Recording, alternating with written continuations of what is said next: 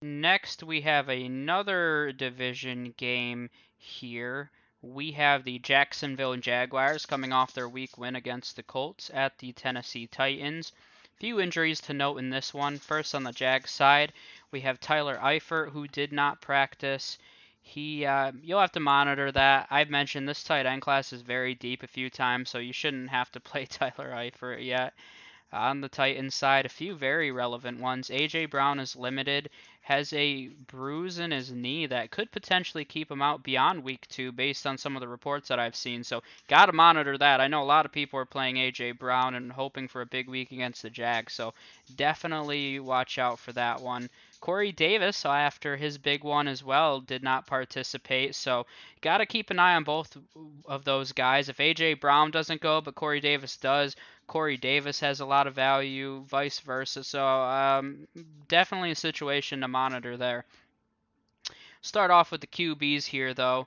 Gardner Minshew had a really quiet game against Tennessee last year. I really like Tennessee's defense. I love Mike Vrabel and the way that he game plans. So I'm all about Minshew magic, and people know that, but I'm going to be benching him in a lot of leagues this week. I have him in way too many leagues. He's actually my starting quarterback in a few leagues because I think he could have crazy volume this year. So I this week though have to bench him because I don't love this matchup. So I'm streaming other guys like Jimmy G against the Jets or Mitch Trubisky against the Giants. So that's unfortunate. Tannehill is an interesting streaming candidate. We saw Philip Rivers have 363 yards. Little bit of a different offense here for the Titans. This is a run heavy one.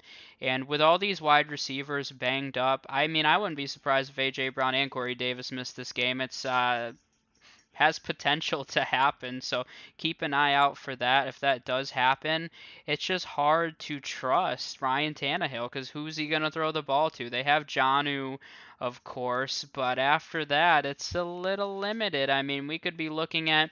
I'm trying to think who else. I mean, Adam Humphries is their slot guy, but we could see, I think, Khalif Raymond's on the roster still.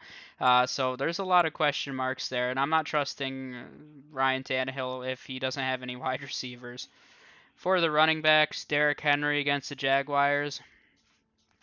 That has the potential to be ugly, folks. So Derrick Henry is one of the top running back plays this week. Let's not overthink it. James Robinson on the other end. I expect the Jags to be down. So if anything, you could see Minshew chip in some late touchdowns. James Robinson, though, I just don't think this is going to be his week for game script wise. I do think he has a nice hold on this backfield based on week 1. If you're desperate enough, you can throw him in the flex play, but I'm benching him if I can. Over to the wide receivers. A.J. Brown needs a big bounce back, but we'll see if he plays this week. He was limited in practice, but there's also been conflicting reports saying he could be out beyond week 2. So we're definitely going to have to monitor that. If he is playing, he's a full go against the Jaguars. Really like him. Corey Davis, I'm not playing him yet. Don't trust it. We've seen Corey. This isn't Corey Davis's first 100-yard game. He had a season where he had 2 of them, so it's not like he's never done it before. Not trusting him. Now, if he does it a few weeks in a row, we have a different situation here. But if both of those guys are to miss, even if they are playing, a guy that's kind of under the radar this week is Adam Humphries in deep PPR leagues. When you look at the Jags last week, the leading wide receiver against them was Paris Campbell of the Colts, who's playing the slot for him right now. So they seemed a little vulnerable in the slot, and maybe some upside there from Adam Humphries. Even if these two guys play, if they're out, I actually may play Adam Humphries in a few leagues in my flex, especially if it's 3 wide receiver in a flex. You're playing quite a few guys, so he has a little bit of potential. So that's a name to monitor and really monitor these injuries. And either way, they're probably going to have to rely on Derrick Henry, but they still have to pass a little bit, so they'll have some pass catchers there. On the other end, DJ Chark may be kept in check this week. I already mentioned I really like this Titans defense. Um, it's hard to bench DJ Chark. He's a better flex play rather than a top 2 wide receiver, so he'll have the volume. He's the number 1 option, but it's tough. I like this defense quite a bit. The other options behind him right now, we have to see who else emerges. Laviska Shenault had a nice week 1 was involved, but I don't trust him as a weekly option yet. Moving over to the tight ends, Jonnu has probably the most upside if A.J. Brown and Corey Davis are to miss. Jonnu's probably going to be the number 1 pass option. We saw last week the Titans were vulnerable against Noah Fant, another very athletic tight end, so I do think that Jonnu is a very, very sneaky play this week. On the Titans side, or on the Jag side, I should say, I mentioned Tyler Eifert, who did not participate, not touching any of their tight ends anyway.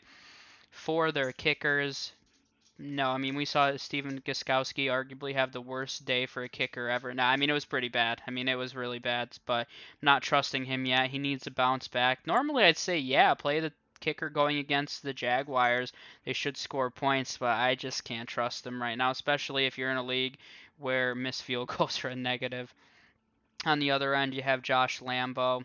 I don't think I trust the Jags enough of going against the Titans in this one. When you look at the defenses, you're never playing the Jaguars defense unless for some reason every defense is being played, so please don't touch them. And then the Titans, yes, they're a nice streaming candidate if they're not owned in your league. I picked them up a few times. Like I said, Gardner Minshew may chip in a few touchdowns late in the game, but the Titans have a strong defense. The Jags as a whole are very vulnerable. I love Gardner Minshew, and I'm so glad they won week 1, but I can't trust them long term.